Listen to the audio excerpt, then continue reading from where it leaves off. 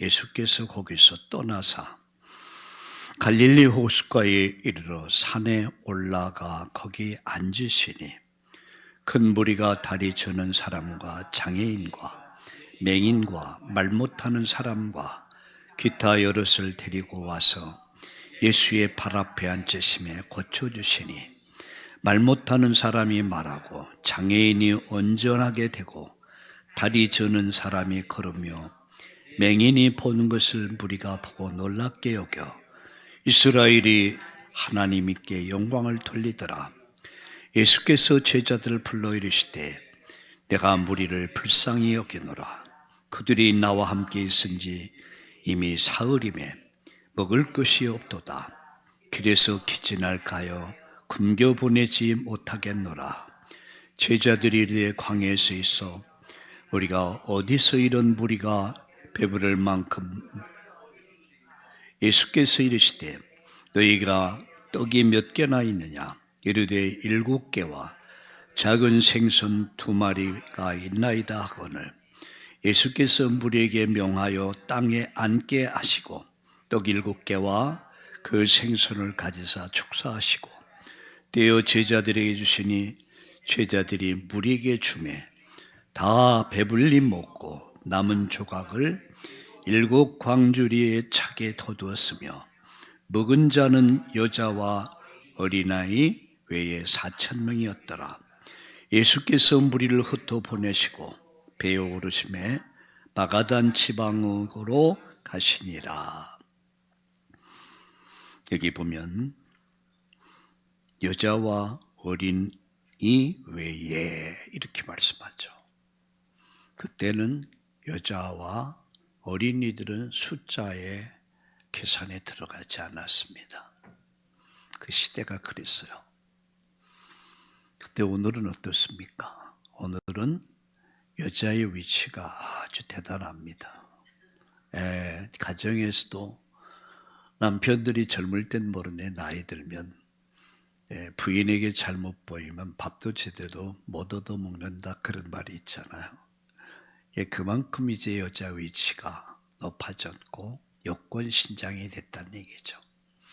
근데 이 모든 것이 바로 진리가 우리를 자유롭게 한 것입니다. 그래서 여자분들이 주님을 더 사랑하는 것 같아요. 오늘 저는 이 말씀을 가지고 치유하시고 공급하시는 주님이라는 제목으로 말씀을 드리려고 합니다. 인간이 세상을 살아가면서 가장 시급하고 또 중요한 문제가 있다면 아마 질병 문제일 것입니다. 어느 날 갑자기 찾아온 질병. 그래서 당황하고 힘들어하고. 이건 누구나의 문제, 예외가 없는 문제죠. 이 땅을 살아가면서 수많은 질병들. 그런가 하면은 먹고 사는 문제, 의식주의 문제 아니겠습니까? 하나를 더한다면 아마 인간관계 속에서 이루어지는 갈등들일 거예요. 부부가 좋은 것 같지만 또 함께 막상 살다 보면 갈등이 있습니다. 오늘 제가 예배 드리러 오면서 어느 유튜브를 김용석 교수의 유튜브를 들었습니다. 부부지만 남이다. 그런 내용이었습니다. 서로를 이해하지 못하고 서로를 이제 섬기지 않는다면 결국 남이다. 이 갈등의 문제, 또 형제 간의 갈등. 제가 손녀딸들이 이제 2주에 한 번, 한 주에 한 번 저희 집에 와서 잡니다. 근데 갈등이 많아요. 왜 그렇게 싸우는지 제가 볼 때는 아니 별거 아닌데 뭐 큰 소리 했다고 싸우고 또 자기 자리 앉는 자리에 앉았다고 해서 또 뭐 싸우고 삐지고 울고. 야, 근데 또 놀 때 보면 너무너무 재미나게 놀아요. 갈등. 또 우리가 사회를 살아가면서 얼마나 많은 갈등이 있습니까? 누가 그러더라고요. 갈등 없애는 방법은 간단하다. 저 무인도로 가라. 그것은 갈등이 없다. 근데 갈등은 더 많아지죠. 딱 저는 세 가지로 봅니다. 인간이 살아가면서 건강의 문제를 해결받을 수 있다면, 건강할 수 있다면, 경제 문제를 해결받을 수 있다면, 또 갈등을 넘어설 수 있다면 그 사람은 정말 행복한 사람이다. 근데 오늘 이 본문에 예수님께서 이 문제를 해결해 주시는 장면이 나옵니다. 그게 뭐죠? 바로 병든 자들을 치료하셨다는, 가지각색의 병든 자를 치료하시고 또 그들이 굶주린 그들의 필요를 채우셨다는 거죠. 저는 아침에 헌금을 준비하면서 어제 저녁에 아침에 시간이 없으니까 저녁에 오늘 어떻게 헌금을 할 것인가. 그전에는 그렇게 제가 그 마음을 담지 못했던 것 같아요. 요새는 기도 제목을 씁니다. 그래서 오늘 우리의 건강을 치료받고 또 우리의 필요를 채움받는 모든 갈등을 넘어서는 성령 충만한 예배가 되게 해 주옵소서. 그렇게 봉투에다가 기록을 했습니다. 여러분 헌금할 때 그냥 하지 마시고 마음의 소원을 다 한번 기록하세요. 그게 기도입니다. 오늘 교회에서 저는 치유와 공급이라고 하는 제목으로 말씀을 드리려고 합니다. 첫 번째입니다. 예수님께 나오는 자는 예수님 다 치료하셨어요. 누가 예수님께 나왔습니까? 오늘 본문에 보니까 이렇게 말씀하죠. 예수께서 거기서 떠나 갈릴리 호숫가에 이르러 산에 올라가 거기 앉으시니 큰 무리가 다리 저는 사람, 장애인, 맹인, 말 못하는 사람, 기타 여럿을 데리고 와서 예수의 발 앞에 앉힘에 예수님 그들을 어떻게 했어요? 고쳐주셨습니다. 병든 자들이 예수님께 나왔습니다. 수고하고 인생의 무거운 짐진 자들이 주님께 나오는 것입니다. 교회 부흥은 바로 여기서부터 시작되는 것입니다. 병든 자들이, 각색의 병든 자들이 예수님께 나왔다는 거죠. 그들은 수고와 무거운 짐을 진 자들이에요. 얼마나 힘들겠습니까?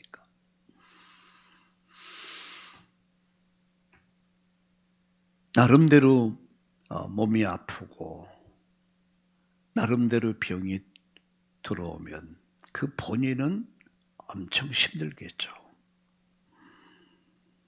거기에는 가지각색의 병든 자들이 있었습니다. 다리 저는 자, 장애인, 맹인, 말 못하는 사람, 다양한 사람들이 예수님께 나왔습니다.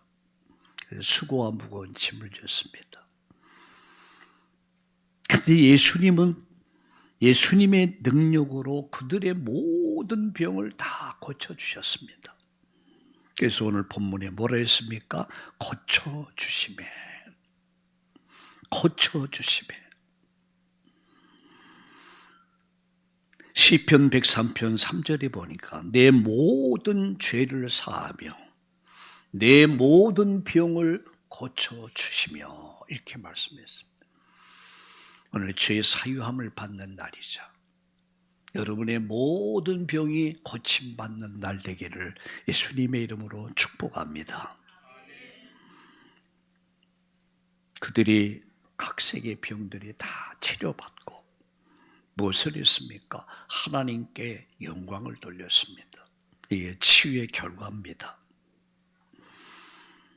마태복음 5장 16절에 보니까 너의 빛이 사람에게 비치게 하여 그들로 너의 아버지께 영광을 돌리게 하라. 병원에 가면 의사가 환자를 치료합니다. 그러나 예수님은 영혼과 육체를 함께 고치는 권능을 가진 자이십니다. 제가 목회하는 가운데 한 할머니가 죽어가다가 암으로 죽어가다 고침을 받았어요. 다시 살아난 거야. 삼성병원에서도 세브란스 병원에서도 안 된다 했어요. 의사가 마지막 사형 선고를 내렸어요. 근데 그 아들이 담당 의사에게 물은 거예요. 방법이 없겠습니까? 방법이 없겠습니까? 그때 담당 의사가 말한 거예요. 하나의 방법은 있다. 하나님을 만나면, 예수님을 정말 믿고 기도한다면 하나님은 하실 수 있다. 이야기를 한 거예요. 이게 이제 메시지가 된 거예요. 이게 이제 언약이 된 거예요. 그 아들이 어머니를 모시고 와서 그날서부터 새벽 기도를 시작합니다. 온 가족이 새벽 기도를 시작한 거예요. 기도하는 어느 날, 그 할머니가 화장실에서 암덩어리를 다 쏟아버린 거예요. 아예 칼을 댄 것도 아닌데 암덩어리를 다 쏟아버렸어. 그 할머니가 아주 군사님, 장로님까지 돼서 교회를 잘 섬기다 하늘나라 가셨습니다. 그분이 전도 방법은 간단해요. 나는 죽을 사람이다. 난 죽을 병 들었다. 삼성병원에서도, 연세 세브란스 병원에서도 나는 포기한 사람이었다. 근데 말이야, 내가 예수 믿고 예수님이 나를 살려주셨어. 예수님 나를 치료해 주셨어. 잘해도 예수 믿어. 얼마나 간단합니까? 여러분, 이 증거가 여러분에게 그대로 나타나기를 축원합니다. 따라합시다. 예수님이 나를 치료하신다. 예수님이 나를 고치셨다. 아멘. 이 고백이 오늘 저와 여러분의 고백이 되기를 축원합니다. 두 번째 말씀드립니다. 예수님은 우리의 모든 필요를 아신다는 거예요. 여러분 14절을 보세요. 마태복음 14장 14절에 보면 예수께서 무리의 굶주림을 보시고 그들을 불쌍히 여겨주셨다고 그랬습니다. 오늘 성경 본문을 봅시다.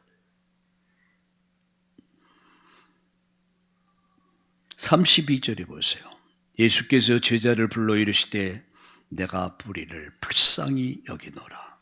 그들이 나와 함께 있은지 이미 사흘이며 먹을 것이 없도다. 길에서 기진할까요? 굶겨 보내지 못하겠노라. 이렇게 말씀하죠. 예수님은 무리들의 굶주림을 보셨습니다. 그들이 4,000명이 됐다. 어린아이와 여자들을 다, 노인까지 합친다면 10,000명 이상이 넘겠죠. 그런데 그 10,000명이 사흘 동안 말씀에 집중하다 보니까, 성령의 감동을 입다 보니까 배가 고픈 줄도 모르고 그들이 말씀에 집중한 거예요. 우리가 하나님을 예배할 때에, 우리가 정말 하나님께 집중할 때에, 성령이 충만할 때에 여러분 이런 기적이 일어난다는 사실을 믿으시기 바랍니다. 모세가 40일 40이야. 여러분 시내산에서 그가 계명을 받을 때에 그게 무엇을 먹고 마셨다는 증거가 아무것도 없어요. 근데 그는 40일 산에 있었어요. 제가 우리 전에 여러분 시내 산을 방문했습니다. 어마어마하게 높아요. 제가 몇 미터라는 이야기를 할 수 없지만 근데 거기에 낙타가 있더라고요. 낙타를 타고 이제 올라가는 거예요. 한참 올라가요. 그래서 모세가 계명을 받았던 작은 그 교회당이 있어요. 기념 교회당이 있어요. 그래서 올라가서 사방을 둘러보니까 새벽에 올라갔는데 이제 아침이 떠오르니까 물은 한 방울도 없어. 완전 산꼭대기야. 근데 그 꼭대기에서 40일 동안을 먹지도 않고 마시지도 않았다. 가능한 얘기입니까? 우리 요견 군사가 그 산에서, 그 돌산에서, 거기는요, 나무도 없어요. 거기서 40일 동안. 가능한 얘기입니까? 근데 하나님이 함께 하시니까, 하나님이 영적 에너지를 주니까 가능했던 거예요. 예수님은 이들의 필요가 뭔가를 안 거야. 굶주림이 뭔가를 안 거예요. 그래서 제자들에게 말합니다. 제자들에게 뭐를 말씀했습니까? 33절을 보세요. 제자들이 이르되 광야에서 우리가 어디서 이런 무리가 배부를 만큼 떡을 얻으리까? 그때 예수님께서 말씀합니다. 너에게 떡이 몇 개가 있느냐? 이르되 7개와 작은 생선 2마리가 있나이다. 예수님은 무리들의 굶주림을 현장을 보신 거예요. 우리의 필요가 무엇인가를 보시는 거예요. 여러분의 필요가 무엇인가를 우리 주님은 아십니다. 여러분 가정의 필요가 무엇인가를 우리 주님은 아십니다. 내 인생에서 가장 필요한 것이 무엇인가를 주님은 아신다는 얘기예요. 우리 교회, 참다운 교회 필요가 무엇일까? 땅일까? 건물일까? 돈일까? 오늘 정말 우리 주님은 4,000명이 넘는 무리들, 10,000명에 가까운 사람들이 굶주림, 그들을 보신 겁니다. 그리고 제자들에게 말합니다. 너희들이 먹을 것을 줘라. 그러니까 하는 말이 뭐라고 합니까? 이 많은 무리들을 어떻게 먹일 수 있습니까? 굉장히 현실적인 이야기죠. 때로는 여러분이 예배를 드리다 보면 하나님 말씀하고 현실하고 너무 괴리가 생겨. 하나님 말씀은 맞는데 오늘의 현실은 아니잖아. 가정은 아니잖아. 이럴 때가 있단 말이야. 제자들은 현실적 한계에 딱 갇혀버린 거예요. 근데 마태복음 19장 26절을 한번 읽어보세요. 마태복음 19장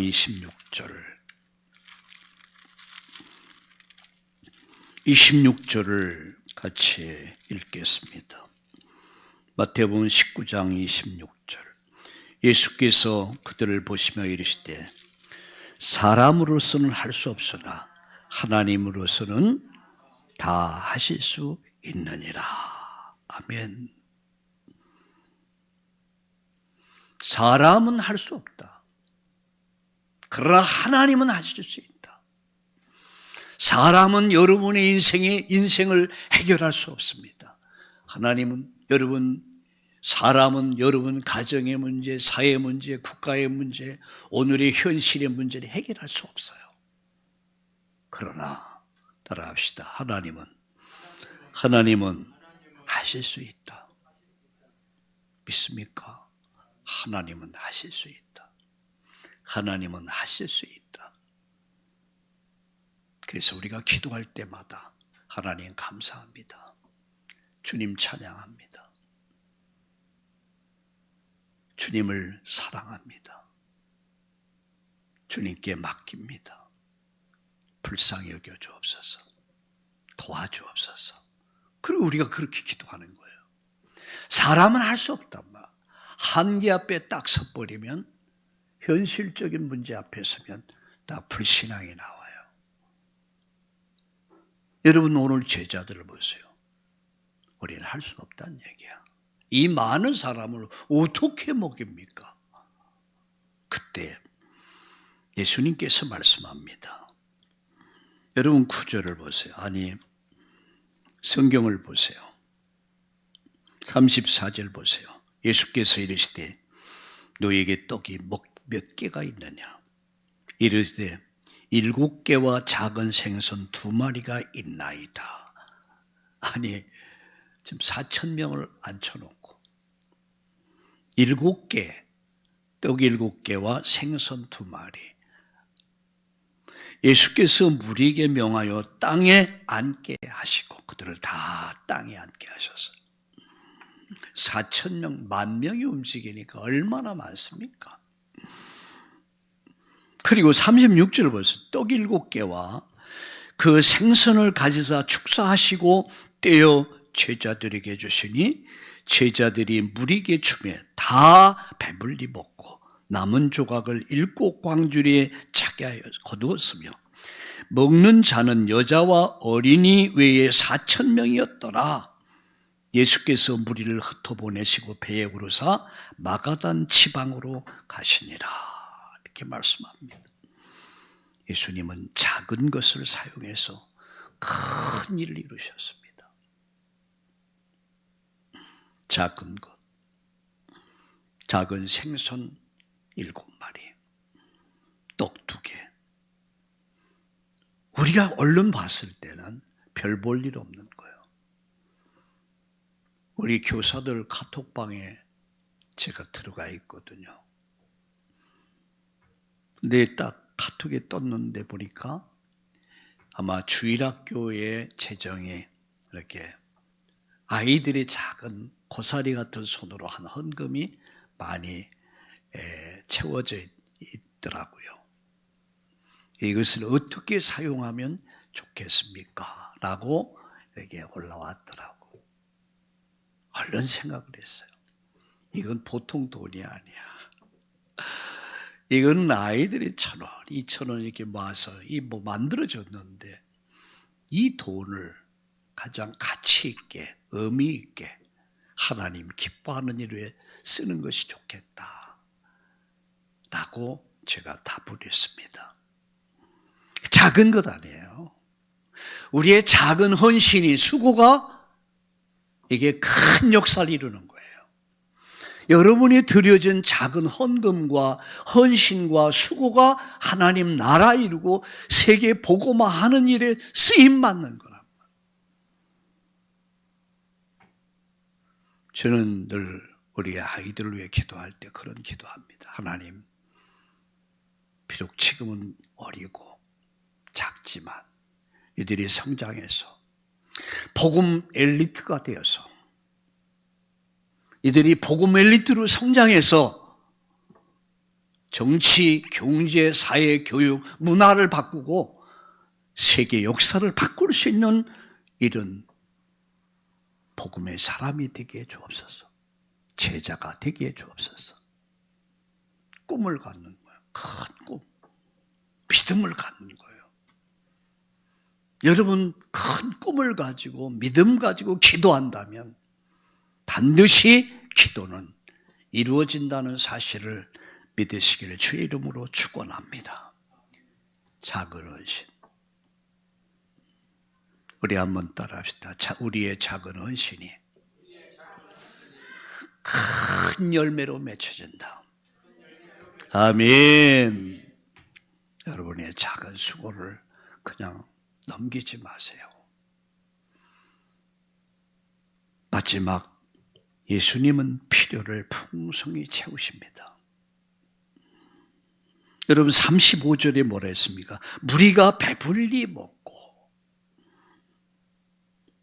예수님 말씀하셨습니다. 내가 곧 생명의 떡이다. 내게 오는 자는 결코 줄이지 아니할 것이다. 나는 생명의 떡이야. 이 떡을 먹는 자마다 영원히 줄이지 않는다. 이건 생명을 말하는 거거든요. 예수 믿는 사람은 예수 생명을 가지게 되거든요. 그 생명은 영원하거든요. 오늘 본문에 보니까 남은 조각이 7광줄이 가득했다. 시편 23편 5절에 보니까 내 잔이 넘치나이다.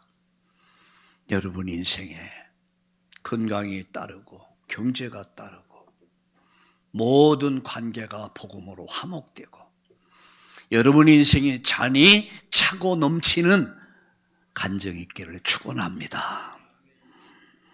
예수님의 공급은 부족하지 않고 넘쳤습니다. 빌립보 4장 19절. 나의 하나님이 그리스도 예수 안에서 영광 가운데 그 풍성한 대로 너의 모든 쓸 것을 채울 것이다. 여러분의 필요를 주님이 채우시고 여러분의 가정의 필요를 채우시고 우리 참다운 게 모든 필요를 채워주시기를 예수님의 이름으로 축원합니다. 결론 맺습니다. 결론은 예수님께 나가는 겁니다. 답은 딴 데 있지 않아요. 인생은 하나님께 나가야 돼. 하나님 만나야 돼. 우리의 문제와 연약함을 숨기지 말고 주님께 나가는 것.